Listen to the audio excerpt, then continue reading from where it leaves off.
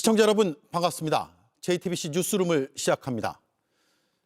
집값 상승의 상징이었던 강남 3구와 용산구의 아파트 가격이 하락으로 돌아섰습니다. 이재명 대통령은 부동산 공화국 해체는 넘지 못할 벽이 아니라고 밝혔습니다. 신천지의 위장 조직으로 지목된 근우회가 2022년 윤석열 대통령 당선 축하 파티까지 연 것으로 확인됐습니다. 국민의힘 의원들도 참석했습니다. 지난 정부 방첩사가 광주 전남의 고등학교 출신 장성들을 선별해 블랙리스트를 만든 것으로 드러났습니다. 반대로 계엄의 핵심 인물들은 화이트리스트로 선별했습니다. 2023년 여인영 사령관 부임 뒤 벌어진 일인데 내란과의 연관성 집중 보도합니다. 쇼트트랙 국가대표 최민정 선수를 인터뷰하겠습니다. 유독 많은 눈물을 흘렸던 올림픽 그 소회를 들어보겠습니다. 부동산 불패라는 믿음의 진원지 서울 강남입니다. 그 믿음에 균열이 생기기 시작했습니다. 강남 3구와 용산구의 아파트값이 일제히 하락세로 돌아섰습니다. 이재명 정부가 부동산 투기와의 전쟁을 선포하며 각종 대책을 내놓은 뒤 급매물이 늘어났습니다. 이 대통령은 망국적인 부동산 공화국을 해체하는 것은 넘지 못할 벽이 아니라고 강조했습니다. 첫 소식 전다빈 기자입니다. 서울 강남구 대치동의 한 아파트입니다. 지난해 10월 전용 59제곱미터가 29억 원에 거래됐는데 지난주엔 25억 원에 계약됐습니다. 저층 매물이란 차이가 있다는 점을 고려해도 4억 원이나 떨어진 겁니다. 거래대에서 소지 허가서를 넣은 걸로 다주택자 매물이었어요. 한국부동산원은 이처럼 가격을 낮춘 다주택자 매물의 영향으로 서울 강남 3구와 용산구의 아파트 가격이 하락 전환했다고 밝혔습니다. 강남 서초구와 용산구는 재작년 3월 이후 약 2년 만의 하락입니다. 서울 전체 아파트값 상승률도 0.11%로 4주 연속 둔화됐습니다. 앞으로 강남권의 집값은 더 내리고 한강벨트 등 그간 집값이 많이 오른 다른 지역으로 하락세가 확산될 가능성이 있습니다. 매물이 쌓이고 있지만 매수층에선 여전히 비싸다는 인식이 많기 때문입니다. 손님들이 쉽게 이제 매수로 따라붙지는 않고 있습니다. 이제 매수층에서는 조금 더 가격 하락을 전망해서 결정을 유보하는 분위기입니다.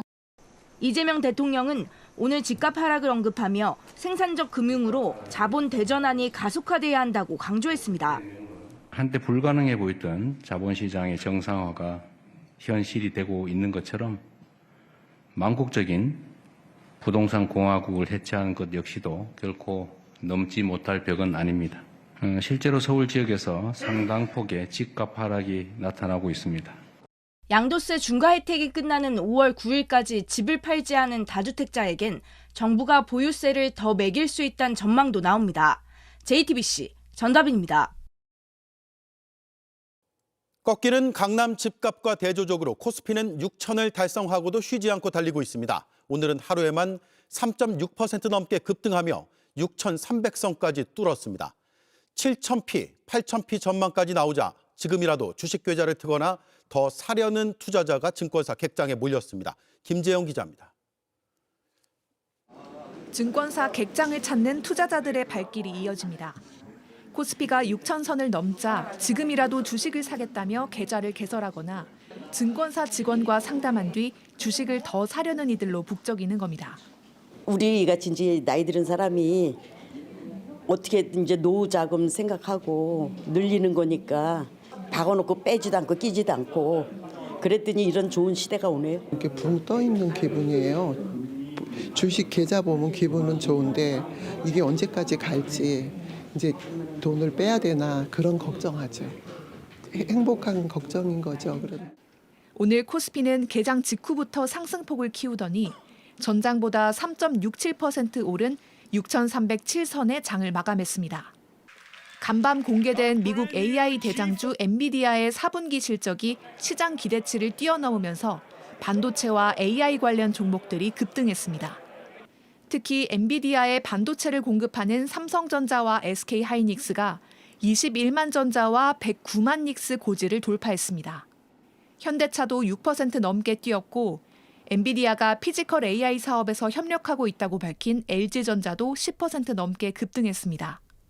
AI발 반도체 슈퍼사이클과 증시 활성화 정책 속에 한동안 강세는 지속될 거란 평가입니다.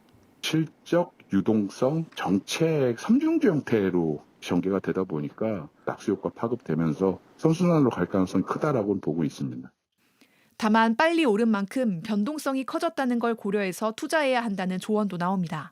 전 세계에서 유례 없이 빠르게 올라간 상황이기 때문에 대내외 충격 발생할 때 변동성도 크게 확대될 수 있고 또 그 과정에서 레버리지가 굉장히 늘어나게 되면 변동성에 대해 취약한 면이 작용하고 있어서 이런 가운데 대표적인 B2 지표인 신용거래 융자 잔고는 32조 원에 육박하며 역대 최고치를 기록했습니다.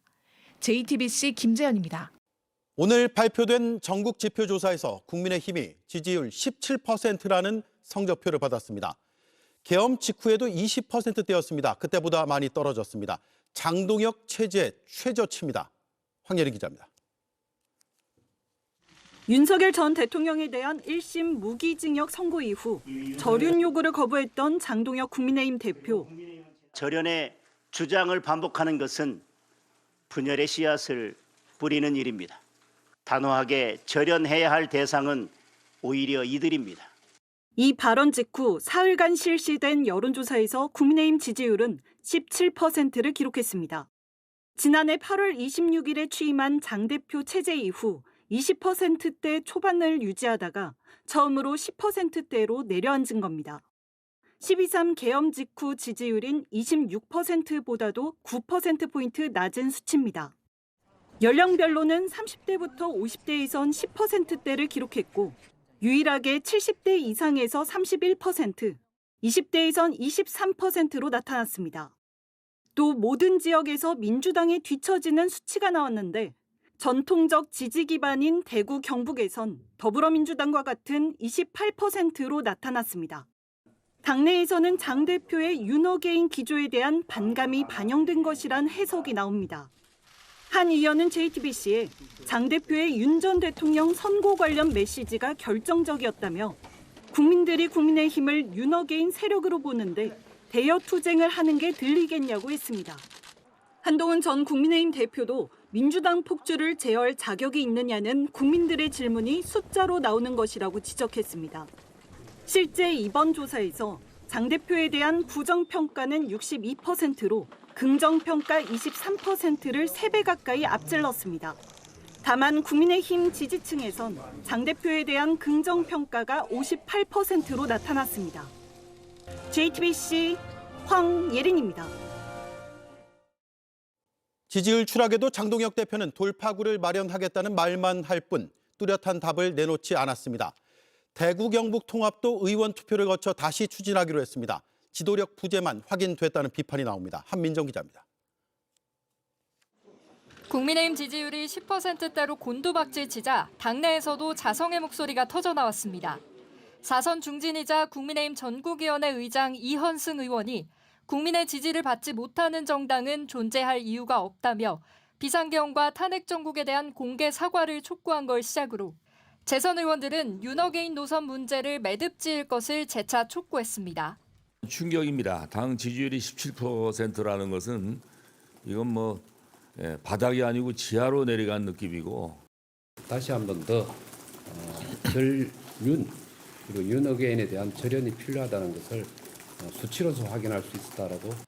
장동혁 대표와 면담한 중진 의원들의 표정에서도 침통한 분위기가 감지됐습니다.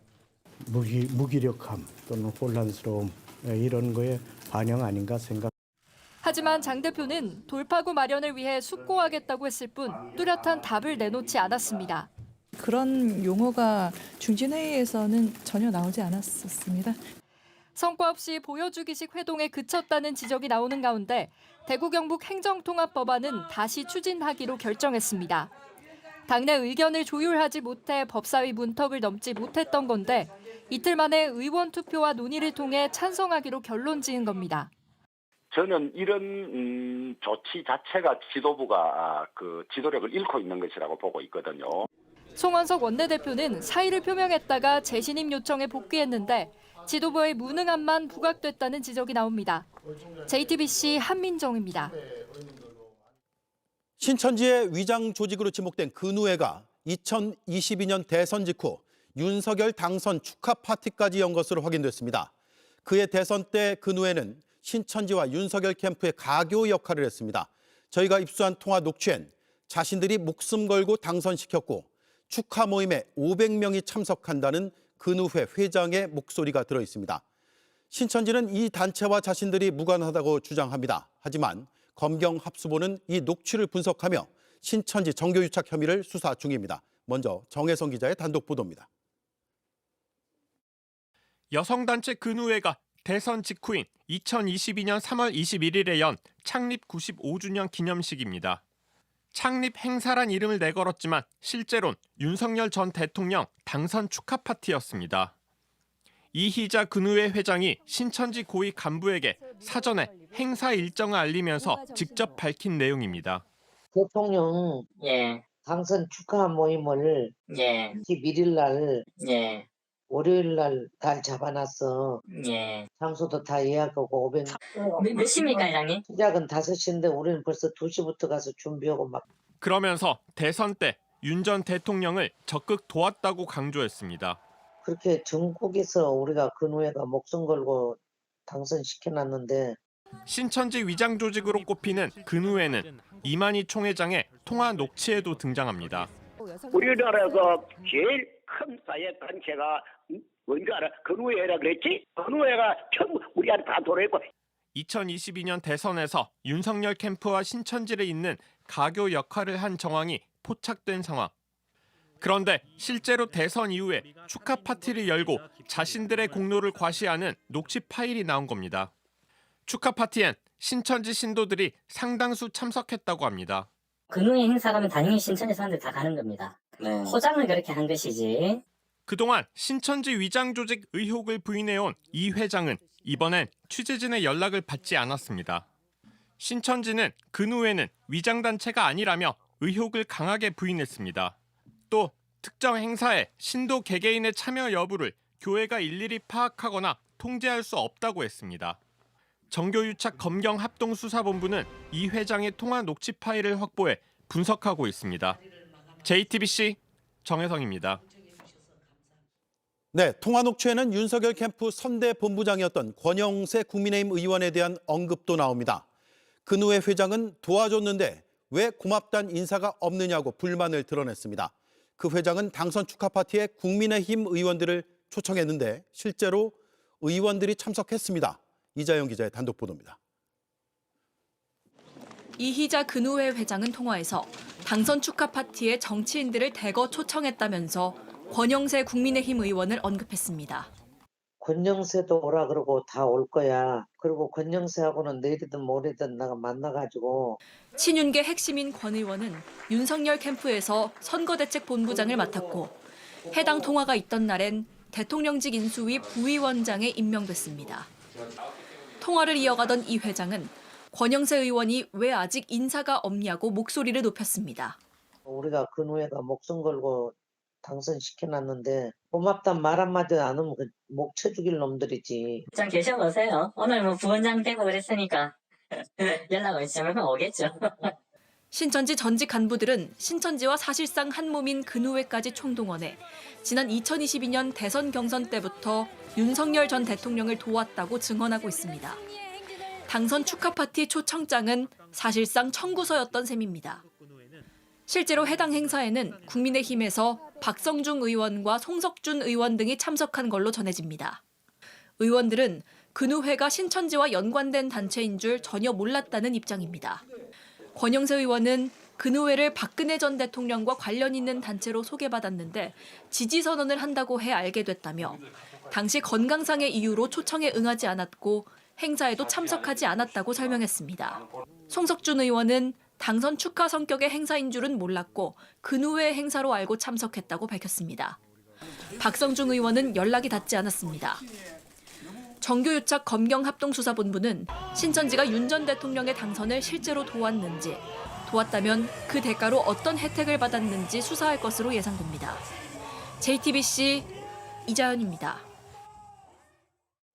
민주당이 추진하는 사법개혁 3법 중 하나인 법 왜곡죄가 조금 전 국회 본회의를 통과했습니다.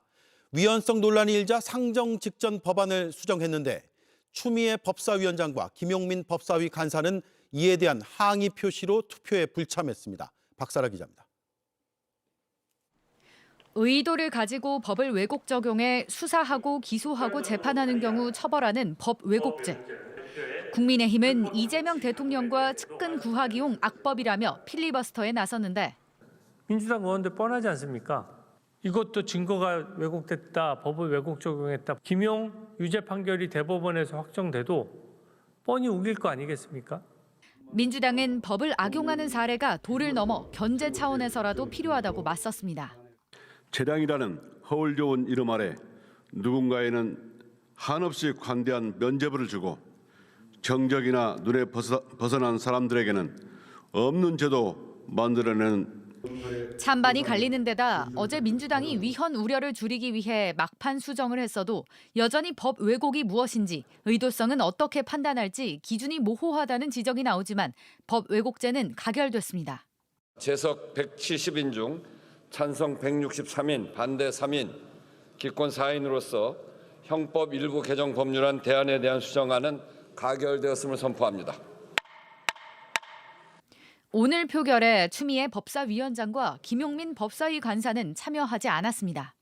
상의를 하고 저희가 의견 제시를 할 기회가 있어야 되는데 그게 박탈이 된 상태에서 매우 이제 기습적으로 처리가 된 거죠.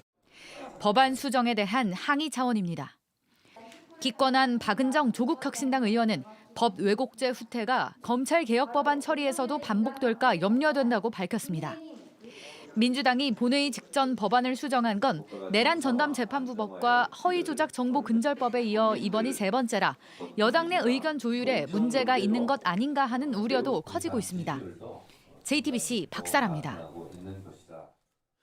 민주당은 법 왜곡죄에 이어 내일 재판소원법을 본회의에서 처리합니다. 어제 전국 법원장 회의에선 이 법이 도입되면 재판 절차가 늦어져 국민 피해가 우려된다는 반대 목소리가 나왔습니다. 민주당 지도부는 사법부 스스로 쇄신안을 냈냐며 불신을 자초한 것이라는 비판을 제기했습니다. 법안 통과는 시간 문제로 보입니다. 구혜진 기자입니다. 국회 본회의에 재판소원법이 상정됐습니다. 확정된 법원 판결을 헌법재판소에서 심리해 취소할 수 있도록 하는 내용입니다. 국민의힘이 필리버스터에 나섰지만 24시간 뒤인 내일 오후 6시 이후 표결이 이뤄집니다. 법여건이 나서면 통과는 기정사실. 민주당은 바로 사법개혁 3법 중 마지막, 현재 14명인 대법관 수를 26명으로 늘리는 대법관 증언법 처리에 돌입합니다. 이들 법안에 대해서는 당내에서도 여전히 우려가 있습니다. 오늘 의원총회에서 한 초선 의원은 재판소원법에 대해 사실상 사심제로 로펌 배를 불리는 법안이라 당의 정체성과 맞지 않는다고 꼬집었습니다. 사법부의 반대도 거셉니다. 어제 5시간 동안 진행된 전국 법원장회의에서 재판소원은 재판 확정을 늦춰 국민 피해가 우려되니 더 논의하자고 했고 당장 대법관을 크게 늘리면 하급심이 부실해질 수 있으니 단계적으로 증언해야 한다는 의견을 모았습니다. 그러면서 더 공정한 재판을 하기 위해 노력하겠다고 했는데 내란 세력의 가장 큰 정적이었던 이재명 당시 더불어민주당 대표에게 전광석화 같은 유죄 취지 파기환송 결정을 한 것, 민주주의를 훼손하는 중차대한 국민들의 피해입니다. 윤석열 구속 취소 사태로부터 근 1년이 지났습니다. 그동안 조희대 사법부는 무엇을 했습니까? 사법부 스스로 제도적 쇄신안을 낸 바 있습니까? 사법부는 자정 기회를 요구할 자격이 없다는 목소리가 법여권에서 쏟아졌습니다. JTBC 구혜진입니다. 북한 김정은 위원장이 우리나라를 영원한 적으로 규정하며 남북 관계가 개선될 일은 없다고 못 박았습니다. 다만 미국에는 대화의 여지를 남기면서 공을 트럼프 대통령에게 넘겼습니다. 이런 가운데 열병식엔 딸 주애가 김 위원장과 가죽 코트를 입고 등장했습니다. 먼저 신진 기자입니다. 단상에선 김정은 국무위원장, 9차 당대회를 마무리하며 한국을 언급했습니다. 철저한 적국, 영원한 적으로 지칭하며 남북관계가 개선될 일은 없다고 일축했습니다. 가장 적대적인 실체인 대한민국과 상존할 일이 전혀 없으며 한국을 동족이라는 범주에서 영원히 배제할 것입니다. 우리 정부의 대북 신뢰 회복 조치도 부정했습니다. 겉으로 표방하는 유화적인 태도는 서투른 기만극이고 졸작입니다. 한국과 잇닿은 남북 국경선을 요새화하겠다고도 했습니다. 더 이상 같은 민족이 아닌 국가 대 국가로 적대 정책을 강화하겠다는 겁니다. 남북 관계의 이 근간을 이 뿌리채 바꾸는 이 변곡점으로 평가해도 큰 무리가 없을 정도로 이번 김정은 위원장의 사업 총화보고 내용은 충격적이다. 다만 미국과는 대화의 여지를 남겼습니다. 우리 국가의 현 지위를 존중하며 대조선 촉대시 정책을 처리한다면 우리도 미국과 좋게 지내지 못할 이유가 없습니다. 협상 테이블에 비핵화 의제를 올리지 않는다면 대화할 의향이 있다는 건데 미국의 태도에 전적으로 달려있다고 했습니다. 도널드 트럼프 미국 대통령의 4월 방중을 의식해 선제적 조치를 요구한 것으로 읽힙니다. 열병식에서 신형 무기나 ICBM 등 전략 자산이 공개되지 않은 것도 미국을 염두에 둔 조치로 풀이됩니다. 다음 열병식 때 대규모 노출하겠다는 그런 전략적 판단일 수 있고 혹시나 북미 대화가 열리면은 지금 분위기 조성에 있어가지고 나름대로 수위 조절의 필요성. 김 위원장의 딸 주애는 아버지와 똑같은 가죽 코트를 입고 주석단 중앙에 등장했습니다. 다만 후계의 보도를 가늠한 유의미한 단서는 드러나지 않았습니다. JTBC 신진입니다. 예, 보신 것처럼 북한은 우리 정부의 유화적 태도를 기만적이라며 비난했지만 우리 정부는 인내심을 갖고 일희일비하지 않겠다는 입장입니다. 특히 북한이 실명을 언급한 원색적 비난을 피했다는 점은 냉정하게 볼 필요가 있다는 분석도 나옵니다. 김한수 기자가 자세하게 짚어봤습니다. 이재명 대통령은 수석 보좌관회의에서 인내를 가져야 한다는 취지로 말했습니다. 조금씩 신뢰를 쌓고 조금씩 공감을 만들어가면 결국 이 한반도에도 구조적인 평화와 안정이 도래하지 않겠냐. 정동영 통일부 장관은 안타깝다면서도 기존 대북 정책을 흔들림 없이 이어가겠다고 했습니다. 공격적인 조치를 영원히 추방하고 무너진 신뢰지만 그 폐허 속에서 하나하나 신뢰를 쌓아가는. 우리 정부는 대북 확성기 방송 중단, 9.19 군사합의 복원 추진 등 지속적으로 유화 제스처를 보냈습니다. 북한은 이를 망상이라고 일축하면서 상황에 따라 선제 타격도 불사하지 않겠다고 엄포를 놓았습니다. 한국의 완전 붕괴 가능성은 배제될 수 없습니다. 한국을 주적으로 설정하는 게 북미 협상이나 내부 결속에도 유리하다는 전략으로 보입니다. 다만 국정원 산하 국가안보전략연구원은 북한이 여지를 뒀다며 차가운 평화기조라고 평가했습니다. 특정인을 지정해 욕설에 가까운 말을 하거나 통일부 존재 자체를 부정하는 등 과거도 높은 수위의 비난에 비하면 원색적 비난을 자제한 것으로 보인다라고 분석했습니다. 정부는 북미 대화 여건 조성 등 페이스메이커 역할에 집중하겠다는 입장입니다. JTBC 김한수입니다. 윤석열 정부 방첩사의 블랙리스트 단독 보도를 이어가겠습니다. 충암 라인이 군 수뇌부를 장악한 뒤 방첩사는 광주와 전남의 고등학교 출신 장성들을 따로 출연했습니다. 이를 문건으로 만들었습니다. 50 시절 호남 출신들을 배제하며 군을 장악한 하나회를 연상시킵니다. 그런데 의구심은 인사불이익 수준에 그치지 않습니다. 노상원 씨가 계엄을 설계하며 호남 출신 제외를 말한 바 있고 이 문건이 작성된 시기에 방첩사가 만든 다른 문건들도 있습니다. 비상계엄과의 관련성에 대한 수사가 필요해 보입니다. 먼저 호남 출신들을 방첩사가 어떻게 관리했는지 연지환 기자가 단독 보도합니다. 방첩사가 작성한 문건은 호남 지역 고등학교의 이름들이 줄줄이 담겼습니다. 광주 인성고와 지능고 그리고 전남의 순천고 등을 졸업한 장군들을 정리한 겁니다. 전체 고등학교가 아닌 특정 학교들을 뽑아서 출신 장성들을 선별해 문건으로 만들었습니다. 진급이나 주요 인사에서 배제하기 위해 블랙리스트를 만든 것으로 의심됩니다. 당시 군 지휘 라인은 충암고가 장악하고 있었습니다. 윤 전 대통령은 충암고 선배인 김용현 전 국방부 장관을 임명했고 윤석열 대통령하고는 언제부터 인연을 맺었죠? 처음 인연. 고등학교 때부터 맺었습니다. 여인영 전 방첩사령관은 윤 전 대통령과 김 전 장관의 충암고 후배입니다. 방첩사령관 한 명을 가지고 자꾸 충암판이 하나에 하는 말씀은 너무 지나치시다. 저는 그렇게 생각을 합니다. 특히 호남 출신 군인들을 가려낸 이 문건이 비상계엄과 관련이 있는지 수사가 필요합니다. 전 정보사령관 노상원 씨는 계엄을 위한 수사단을 설계하면서 정보사 장교들에게 호남 출신은 제외하라는 지시를 내리기도 했습니다. 내란을 일으킨 전두환 정권 당시 보안사령부도 호남 출신 군인들을 배제하면서 군을 장악하기도 했습니다. JTBC 연지환입니다. 네, 윤석열 정부의 방첩사는 문재인 정부의 외교안보 주요 인사들과 근무한 인연이 있는 군인들도 선별해냈습니다.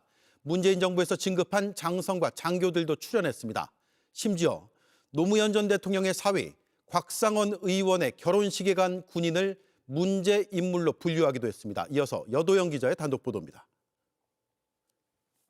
방첩사가 작성한 문건에는 정의용 전 외교부 장관의 이름도 등장합니다. 정 전 장관의 정책보좌관실에 파견을 나갔던 군인들을 정리한 겁니다. 정 전 장관은 문재인 정부에서 국가안보실장을 맡은 뒤 외교부 장관에 임명됐습니다. 방첩사는 김도균 전 국방부 대북정책관을 돕기 위해 파견 간 군인들도 출연했습니다. 문재인 정부에서 대북정책관을 지낸 김 전 정책관은 남북 장성급 군사회담의 수석 대표를 맡았습니다. 2023년에는 더불어민주당에 입당했습니다. 윤석열 정부 출범 이후 지난 1년여 동안 보여준 대북 강경 정책은 우리 국민들의 안보 불안감을 지속 고조시키고 있습니다. 심지어 방첩사는 노무현 전 대통령의 사위인 곽상원 의원의 결혼식에 간 대령을 찾아 문제가 있는 인물로 분류했습니다. 특히 소장과 준장, 대령 진급자들 가운데 문재인 정부에서 인사로 혜택을 입은 사람이 있는지도 조사해서 문건으로 만든 것으로 확인됐습니다. 문재인 정부와 관련이 있는 군인들을 가려내 블랙리스트를 만든 셈입니다. 앞서 내란 특검은 2023년 10월 군 인사 이전부터 12.3 비상계엄이 준비되고 있었다고 밝힌 바 있습니다. 2차 종합특검은 방첩사의 블랙리스트가 실제 비상계엄과 어떤 관련이 있는지 수사에 나설 예정입니다. JTBC 여도현입니다. 이런 블랙리스트와 정반대로 화이트리스트로 보이는 문건도 나왔습니다. 그런데 여기에 이름이 올라있는 장성들의 공통점이 발견됩니다. 계엄 때 윤석열 전 대통령의 직접 지시를 받았거나 국회에 출동했습니다. 롯데리아 계엄 모의에 참석하기도 했습니다. 다시 말해 내란과 밀접해 보이는 인물들입니다. 조혜영 기자입니다. 공수처와 내란특검은 방첩사가 만든 특정 장성들에 대한 정보보고서도 확보했습니다. 주요 장군들의 보직에 대한 인사관리 내용을 담거나 동향을 파악했습니다. 문건에 등장하는 장성들은 12.3 비상계엄 때 주요 역할을 맡았습니다. 먼저 계엄군을 지휘한 여인형, 곽종근, 이진우, 문상호 4명의 사령관들이 이름을 올렸습니다.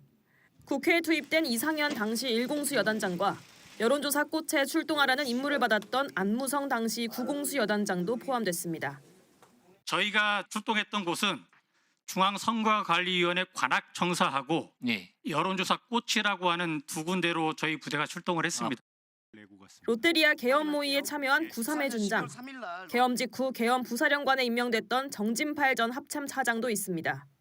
계엄 사령부 치안처장 박헌수 소장과 보도처장 박성훈 준장의 이름도 있습니다. 방첩사가 작성한 문건에 나오는 장성 가운데 8명은 내란 혐의 등으로 기소돼 현재 재판을 받고 있습니다.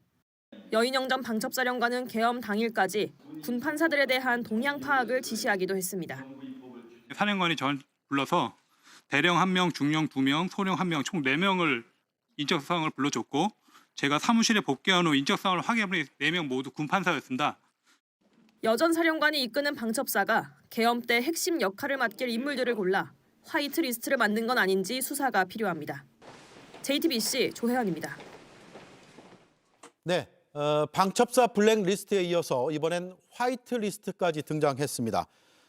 군 내부를 피하 식별하면서 갈라버린 건데 비상계엄과의 관련성이 있는지 이걸 따져보는 것이 앞으로 핵심이 될 것 같습니다. 법조팀의 윤정주 기자가 나와 있습니다.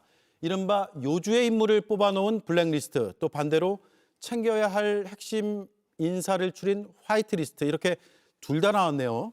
네, 그렇습니다. 화이트리스트로 의심되는 문건엔 여인영 전 방첩사령관, 이진우 전 수방사령관, 곽종근 전 특전사령관 등 비상겸에서 핵심 역할을 맡은 장군들의 보직과 동향에 관한 내용이 적혀 있었습니다.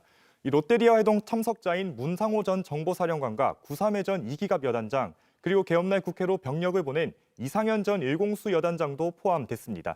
이 문건은 충암파인 여인영 전 방첩사령관이 2023년 11월 부임한 이후부터 작성된 것으로 조사됐습니다. 비상계엄 1년 전부터 계엄에 동원할 이 주요 장성들을 추려 관리해온 것이 아니냐는 의심이 나오는 이유입니다. 예. 그리고 반대로 특정 지역, 호남이죠. 광주, 전남 출신 고등학교 나온 장성들 따져가면서 블랙리스트에 올린 것도 놀랍네요. 네, 크게 문재인 정부 당시 근무 이력과 호남 출신 지역을 문제 삼았습니다. 특히 광주진흥고와 인성고, 전남 순천고 등 이 구체적인 학교 이름까지 거론해가면서 장성들을 분류했습니다. 예. 이 정치 성향은 물론 지역까지 차별해가며 배제할 군인사들을 추린 것으로 보입니다. 네. 이번에 확인된 문건들이 남은 특검 수사와 재판에 어떤 의미가 있을까요? 네, 방첩사 블랙리스트와 화이트리스트는 동전의 양면과도 같다는 평가가 나옵니다. 한쪽에선 비상계엄에 걸림돌이 될 만한 인사를 구분해 배제하고 다른 한쪽에선 비상계엄을 주도할 인사를 핵심 보직에 배치하는 방식으로 이 계엄을 연두에 두고 사전에 준비를 한 것 아니냐는 겁니다. 예. 앞서 내란 특검은 윤 전 대통령이 2023년 10월 이전부터 군을 통해 비상계엄을 준비했고 이를 통해 장기 독재를 하려고 했다고 봤습니다. 하지만 지기현 재판부는 계엄 결심 시점을 계엄 선포 불과 이틀 전인 2024년 12월 1일로 보고 이 장기 독재 목적도 없었다고 판단을 했습니다. 장기간 마음먹고 비상계엄을 선포하였다고 보기에는 지나치게 준비가 허술하고 국회를 무력화시킨 후의 계획 등에 관해 별다른 증거나 자료, 흔적 같은 것도 찾아볼 수가 없습니다. 블랙리스트와 화이트리스트 문건이 2023년 11월부터 작성된 만큼 이 가출범한 2차 특검에서 작성 경위와 윗선 지시 여부를 규명하게 된다면 윤 전 대통령의 계엄 준비 시기와 이 목적에 관한 법원 판단이 달라질 수도 있습니다. 예. 2차 특검은 문건을 내란 특검에서 넘겨받는 대로 수사에 착수할 것으로 예상됩니다. 네. 계엄 이틀 전에 계엄을 결심했다는 지기현 재판부의 판단이 수사 결과에 따라서는 달라질 수 있다라는 얘기네요. 그렇습니다. 알겠습니다. 잘 들었습니다. 윤정주 기자였습니다. 수고했습니다. 네, 어제 저희가 보도한 방첩사의 김병주 리스트에는 김 의원과 모르는 사이의 군인도 단지 고향, 출신 학교가 같다는 이유만으로 포함되어 있었습니다. 민주당은 방첩사가 정권의 흥신소 노릇을 했다며 정치군인 세력을 소탕하겠다고 밝혔습니다. 정일아 기자입니다. 김병주 리스트에는 모두 23명의 군인 이름이 적혀 있는 걸로 확인됐습니다. 저와 고향이 같다는 이유만으로 6명, 근무연이 있다는 이유로 14명, 고등학교 동문이라는 이유로 3명, 총 23명이 김병주 더불어민주당 의원은 자신이 계엄을 언급한 2024년 8월쯤 여인형 당시 방첩사령관 지시로 명단이 작성됐다고 밝혔습니다. 해당 문건에서 방첩사는 김 의원이 이들 23명과 수시로 연락을 하고 조력자 역할을 했다고 평가했습니다. 하지만 김 의원 얘기는 다릅니다. 예천이나 강릉고 나와 있는 인원들은 제가 대다수 모르는 인원입니다. 저와 같이 근무하던 사람하고는 연락하면 불이익이 되겠구나 해서 일체 연락을 안 했었고요. 사실과도 다른 리스트를 가지고 방첩사는 인사에도 개입한 걸로 추정됩니다. 명단에 있던 김봉수 전 합참차장은 12.3 내란 일주일 전 육군 교육사령관으로 좌천됐습니다. 부임한 지 불과 넉 달 만이었습니다.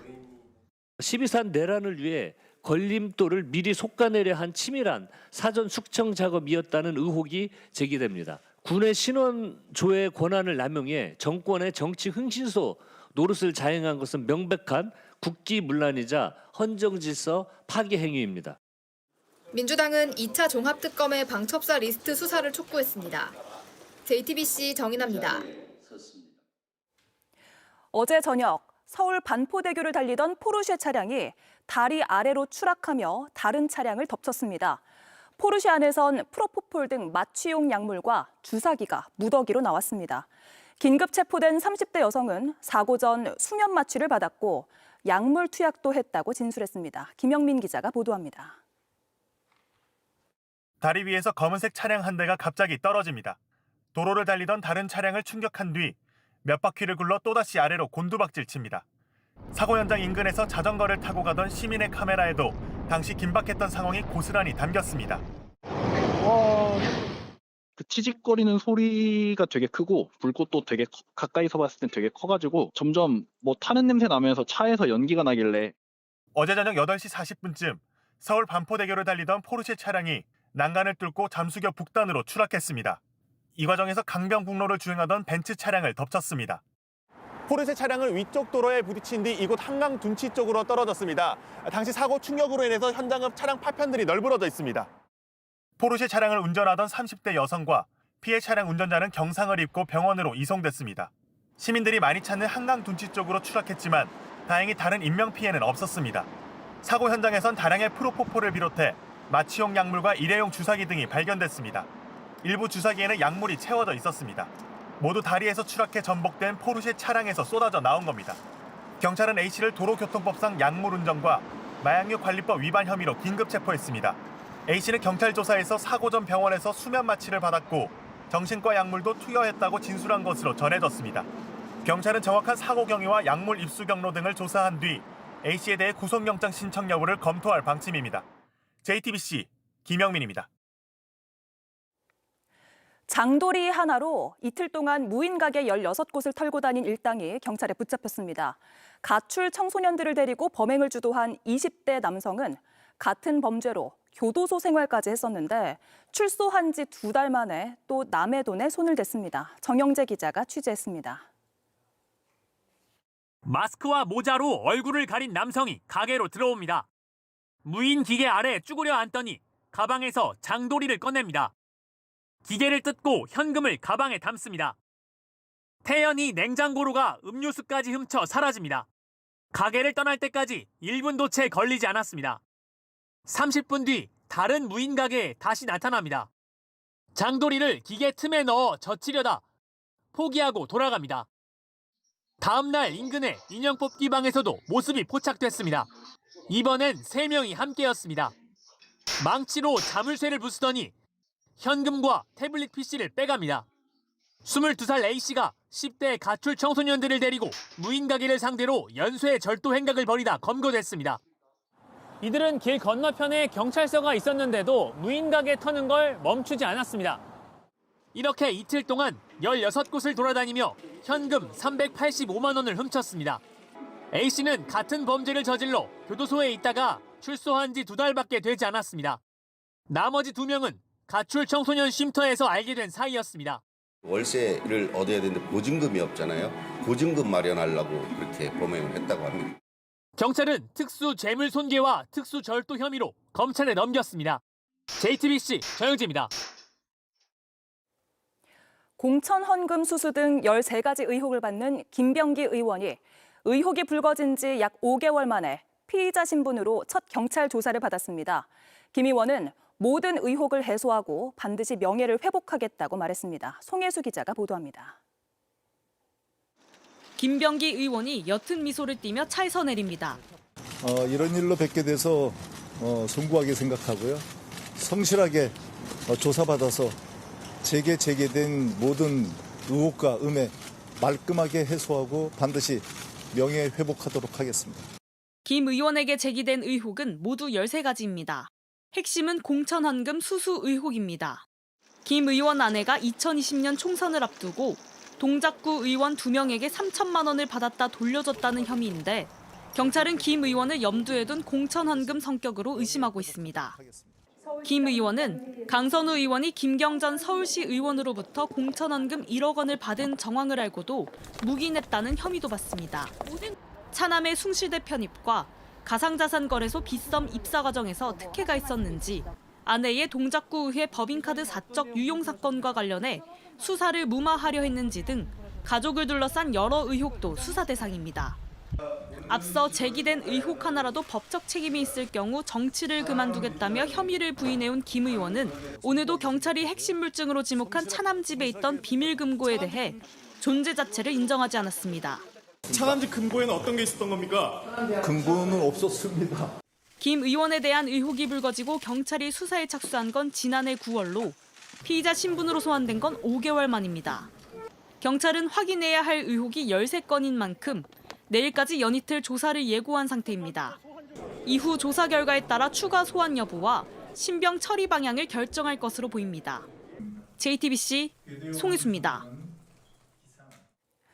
넷플릭스 같은 글로벌 OTT들이 시장을 빠르게 파고드는 사이 국내 방송 산업은 규제에 묶여 있습니다. 이런 비대칭 규제를 합리적으로 개선하기 위해서 김종철 방송미디어통신위원장은 JTBC 등 방송 제작 현장을 찾았습니다. 노진호 기자가 보도합니다. 김종철 방송미디어통신위원장이 JTBC 간판 예능 프로그램 톡파원 25시 녹화 현장을 찾았습니다. 방송 제작에 고충을 듣기 위해서입니다. 저희들이 좀 지원할 수 있는 제도적인 그런 방안이나 그런 것 혹시 평소에 생각해 둔 게 있으시면. 하려면 기업명도 삼성이라고 다 이제 또 3X 이렇게 나가야 되고 행인들이 이렇게 담배 같은 걸 갖고 그냥 한 1초 정도 지나가는 것도 저희는 다 이렇게 블러로 가려줘야 되고. 국내 방송 사업자는 소유는 물론 편성, 광고, 심의 등에서도 광범위한 규제를 받고 있습니다. 소수의 방송사가 지배적 위치를 가지고 있던 과거의 틀이 여전히 바뀌지 않고 있는 겁니다. 그러는 사이 규제에서 자유로운 넷플릭스 등 글로벌 OTT는 국내 시장을 잠식했습니다. 비대칭 규제 문제 부분들은 저희들도 잘 인식하고 어떻게 하면 합리적으로 개선할까 연구하고 있으니까. 김 위원장은 K 콘텐츠의 근간인 방송 산업을 지원해 하나의 성장 동력으로 삼을 방안 역시 고민하고 있다고 했습니다. 한편 오늘 국회 본회의에선 박미통이 위원 추천안이 상정됐습니다. 민주당이 추천한 고민수 강릉원주대 교수는 가결됐고 국민의힘이 추천한 후보 천영식 펜앤마이크 대표이사는 부결됐습니다. 결국 정족수 4명을 채우지 못해 박미통이 운영 정상화는 또다시 미뤄지게 됐습니다. JTBC 노진호입니다. 또 한 명의 쿠팡 새벽 배송 노동자가 목숨을 잃었습니다. 쉬는 날이었지만 아픈 동료 대신 출근했다가 노동 현장에서 숨진 겁니다. 할당량을 채우지 못하면 배송 구역을 뺏기는 쿠팡의 제도 때문에 과로에 시달렸을 가능성이 제기됩니다. 박상욱 기자가 단독 취재했습니다. 지난달 새벽 2시 몸이 경직된 사람이 경련을 일으키고 있다는 다급한 신고가 119에 접수됐습니다. 쓰러진 사람은 쿠팡 새벽 배송 기사 A씨. 신고자는 그의 동료였습니다. 물량이 너무 많아 도움이 필요하다는 A씨 요청에 현장에 왔다가 신고한 겁니다. 구급차를 기다리던 사이 상황은 더 악화됐습니다. 6분 뒤엔 근처를 지나던 시민도 사람이 숨을 쉬지 않는다며 119에 신고합니다. 택배노조는 병원으로 이송돼 치료를 받던 A씨가 한 달 뒤 결국 숨졌다고 밝혔습니다. 팀장이었던 A씨는 비번인 날에도 자주 배송에 나섰는데 이날도 아픈 동료 대신 일터로 나왔다 변을 당했습니다. 항상 물어봤어요. 형 왜 쉬는 날인데 왜 나와? 이랬는데 사람이 오늘 빵 구워놔서 대표가 나가라고 했다. 이런 얘기를 좀 많이 들었어요. 근무표상 A씨의 노동시간은 평균 주 4.6일. 하지만 할당량을 채우지 못하면 배송 구역을 빼앗기는 이른바 클렌징 제도 때문에 실제 노동시간은 그보다 훨씬 많을 거라고 동료들은 입을 모읍니다. 실제 휴무였던 날에도 배송 관련 메시지와 사진들은 자주 오갔습니다. 업무 카톡방에서 나온 얘기들을 종합해 봤을 때 이분이 꼭 근무표에서만 드러난 만큼만 일을 하신 건 아니다라는 것이 확실합니다. 이것은 과로에 의한 사망이 아니겠는가. A씨는 평소 지병이 없던 걸로 전해집니다. 과로사 의혹과 함께 택배기사의 근로자성도 다시 도마에 올랐습니다. 계약 형태는 개인 사업자지만 A씨의 경우 배송기사 간 업무 조율이나 대타 근무 등 사실상 대리점에 고용된 직원처럼 일해왔기 때문입니다. 택배노조는 내일 택배 사회적 대화기구를 통해 이러한 문제를 제기할 계획입니다. JTBC 박상국입니다. 쿠팡은 목표 이익을 달성하기 위해 납품업체도 쥐어짰던 걸로 드러났습니다. 공정위가 조사를 해봤더니 업체가 목표 이익을 맞추지 못하면 납품 단가를 내리고 광고비를 내라고 강요해왔다는 겁니다. 하지만 공정위가 내린 과징금이 20억 원에 불과해서 너무 약한 처벌이란 지적도 나옵니다. 임지수 기자가 보도합니다. 쿠팡은 납품업체별로 매출 총 이익률과 순수 마진율이란 지표를 통해 쿠팡에 보장할 목표 이익을 제시하고 매주 확인합니다. 그런데 납품업체가 최저가 정책에 따라 판매 가격을 내리면 쿠팡이 챙길 수 있는 몫이 줄어듭니다. 이때 쿠팡이 납품업체들에게 광고비나 판매 장려금을 받는 방식으로 목표 이익을 보전한다는 피해 호소가 잇따랐습니다. 근데 지금 또 떨어졌잖아요, 지금 이게. 그럼 이 차액 어떻게 할 거냐라고 얘기가 나올 수 있거든요. 36이 맞춰줘야 저희가 4,900만 원으로 하고. 쿠팡 측은 부인해왔지만 마진 손실을 왜 납품업체에게 강요합니까? 한마디로 납품업체에게 뜯어가고 있는 거 아닌가요? 개인적으로 저는 그렇게 생각하고 있지 않습니다. 실제 공정위가 확보한 쿠팡 내부 자료에 따르면 목표치 미달 업체에 대해 광고 집행 등의 비협조적이라 전략적으로 발주량 축소라고 적혀 있었습니다. 수용하지 않으면 발주가 중단되거나 혹은 발주가 된 것들이 취소되는 경우가 있었습니다. 쿠팡이 요구하는 수준을 들어줄 수밖에 없습니다. 공정위는 지난 2020년부터 2년 사이 목표이익 달성을 위해 단가 인하나 광고비 부담 등을 강요해온 쿠팡에 21억 8,500만 원 과징금과 시정명령을 부과했습니다. 하지만 조사가 미진한 게 아니었냐는 비판도 나옵니다. 광고비 갑질과 관련해 규모를 정확히 산정하지 못해 과징금 규모가 확 줄어들었기 때문입니다. 증거가 잘 남지 않는 전화나 뭐 문자나 뭐 카톡 이런 걸로 개별적으로 연락을 해서 그 요구 사항을 전달했기 때문에 그 전체를 파악하기가. 쿠팡 측은 납품업자에게 광고를 강요하거나 부당한 발주 중단을 한 사실이 없다며 행정소송으로 다툴 예정이라 밝혔습니다. JTBC 임지수입니다.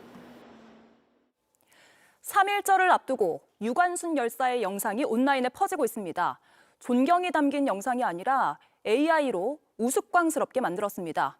유가족들은 심적 고통을 호소하며 반발했는데 이런 가짜 영상을 막을 방법이 없는지 팩트체크 김혜미 기자가 따져봤습니다. 한 소셜미디어 사용자가 생성형 AI로 만든 영상입니다. 유관순 열사가 방귀를 뀌는가 하면 로켓이 돼 우주로 날아갑니다. 3.1운동으로 서대문 형무소에 투옥됐을 당시 사진을 활용해 제작된 것으로 보입니다. 해당 영상은 20만 번 넘게 조회됐고 논란이 일자 삭제됐습니다. 유 열사 유가족은 고통을 호소했습니다.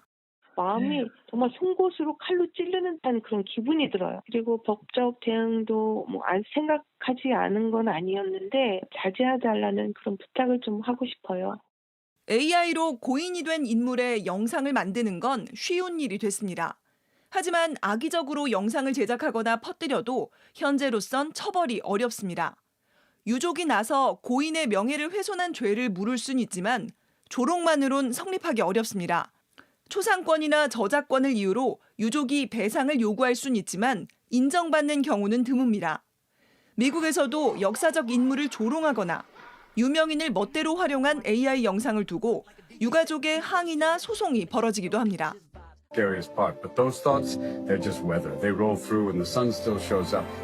역사 속 인물을 되살린 의미 있는 AI 영상도 있지만 마구잡이로 활용되지 않도록 법적 기준이 필요하다는 지적입니다. 돌아가신 분을 갖다가 너무 재미로도 많이 권리보호를 위해서 뭔가 입법을 할 필요가 있지 않느냐. 팩트체크 김혜미입니다. 보호 필름 없이도 옆에서 휴대폰 화면을 훔쳐볼 수 없는 사생활 보호 기능이 공개되자 환호가 터져 나왔습니다. 삼성전자의 새로운 스마트폰 갤럭시 S26이 미국에서 공개됐는데요. 말 한마디면 택시를 불러주고 스케줄 얘기를 하면 달력을 띄워주는 눈치 빠른 AI 비서도 탑재됐습니다. 샌프란시스코에서 정아람 기자가 전해드립니다. 미국 현지 시간 25일 삼성전자 갤럭시 언팩 행사장. 1,500명에 달하는 사람들이 행사장을 가득 메우며 새롭게 공개되는 갤럭시 26에 대한 뜨거운 관심을 보여줬습니다. 이번 시리즈는 3세대 AI 스마트폰으로 일상에서 AI를 간편하게 쓰도록 한 게 특징입니다. AI must become a part of our infrastructure. You should be able to enjoy its benefits through the devices you use every day. AI가 상황과 맥락을 이해하고 먼저 제안하는 now nudge가 대표적입니다. 팔꿈치로 꾹 찌르다는 뜻의 nudge는 부드러운 개입으로 더 좋은 선택을 유도한다는 뜻의 경제학 용어이기도 합니다. 알아서 척척이라는 눈치 빠른 AI 비서라는 취지로 붙인 이름인데 27일 오전 9시 회의 괜찮으세요? 라는 메시지가 오면 알아서 달력을 열고 일정이 중복되는지 확인해 줍니다. 또 앱을 열지 않고 말만 해도 AI가 명령을 수행합니다. 이곳에서 샌프란시스코 공항까지 가는 우버 택시를 한번 불러보겠습니다. 샌프란시스코 공항으로 가는 우버 택시를 불러줘. 잠시 기다리면 우버 앱에 저절로 목적지가 입력되고 결제 직전까지 페이지가 넘어갑니다. Really game changer? I will buy. 사진 편집 같은 복잡한 작업도 말 한마디로 간단히 해결됩니다. 보안 기능도 강화됐습니다. 가장 큰 인기를 끌었던 기능은 사생활을 보호해주는 프라이버시 디스플레이입니다. 이 기능을 켜면 바로 옆에서도 화면이 전혀 보이지 않습니다. 지난해 흥행에 성공한 폴드7에 이어 이번 신작으로 삼성전자가 미국 시장 70%를 점유한 애플 아이폰과 정면 대결해서 어떤 결과를 낼지 관심이 집중되고 있습니다. JTBC 정아람입니다.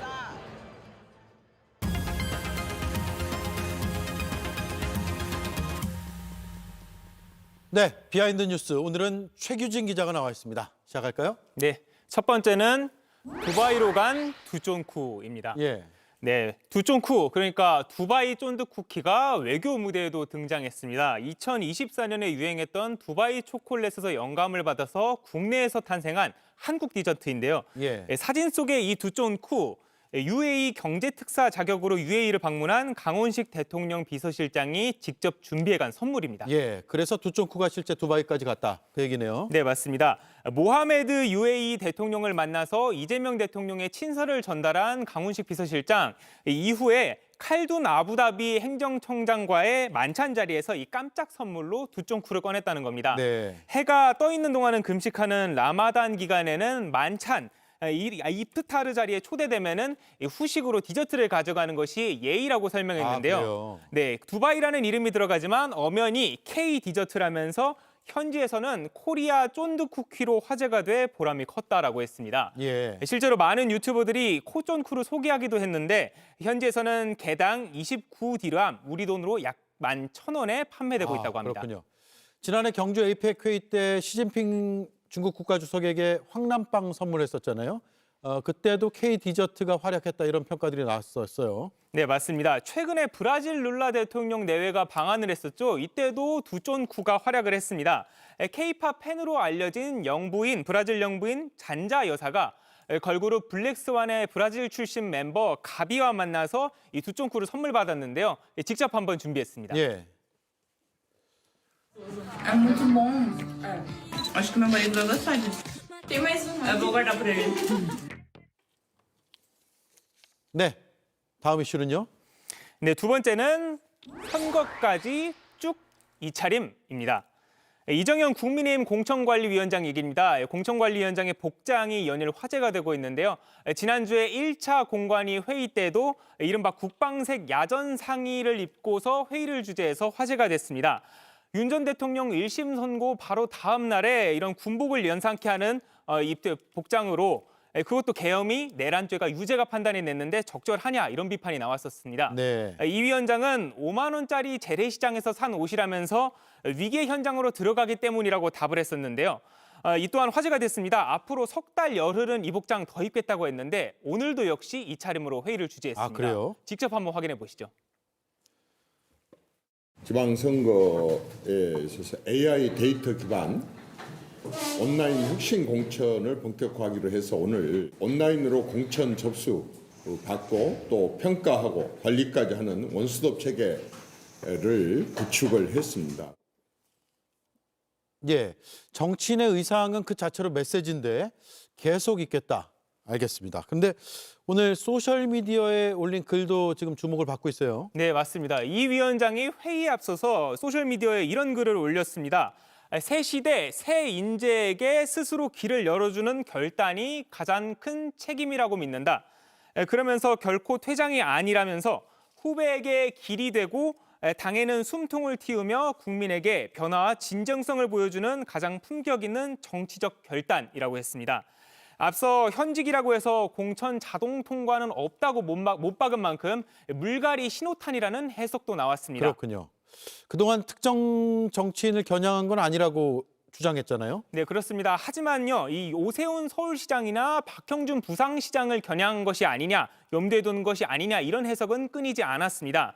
특히 오 시장 같은 경우에는 최근 장동혁 국민의힘 대표와 이른바 전륜을 요구하면서 갈등을 겪어왔는데 속가내기가 될 수 있다 이런 겁니다. 국민의힘에서는 서울시장 후보로 신동욱 최고위원, 나경원 의원, 부산에서는 주진우 의원 등이 거론되고 있는데요. 하지만 새 시대 새 인재라면은 대구 경북 같은 핵심 지역, 당선 가능성이 높은 지역이 돼야 하는 것이 아니냐는 지적도 나옵니다. 다선의 중진 의원들이 대구 경북 지역으로 유독 몰리고 있는데 이 위원장이 강조하고 있는 청년, 여성, 인재 등이 과연 어느 지역으로 출마하게 될지 지켜봐야 할 것 같습니다. 네, 잘 들었습니다. 수고했습니다. 최규진 기자였습니다.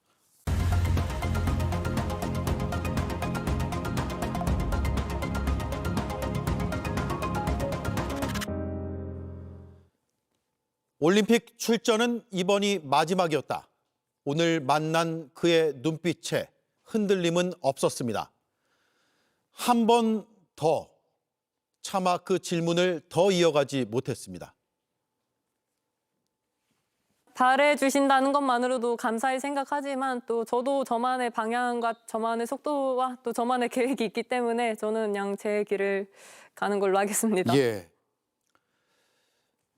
타인의 기대와 세상의 박수가 가장 클 때 올림픽이라는 무대에서 내려가기로 했습니다. 대신 국제대회 1, 2년, 그 뒤에 국내 대회를 뛰며 마무리하겠다고 했습니다. 가장 높은 자리를 조금이라도 더 오래 지키길 바라는 것이 인지상정이지만 그 마음을 걷어내고 뜨거운 가슴이 가리키는 방향을 택했습니다. 어찌 보면 그의 선택은 우리의 일상과도 맞닿아 있습니다. 주변의 기대와 익숙한 관성 속에서 나만의 설계가 무뎌지지 않았는지. 그래서 단호하게 마침표를 찍으며 새 출발선 앞에 서게 된 그녀는 잔잔한 울림과 함께 우리에게 묵직한 응원을 보내고 있습니다. 앵커 한마디였습니다.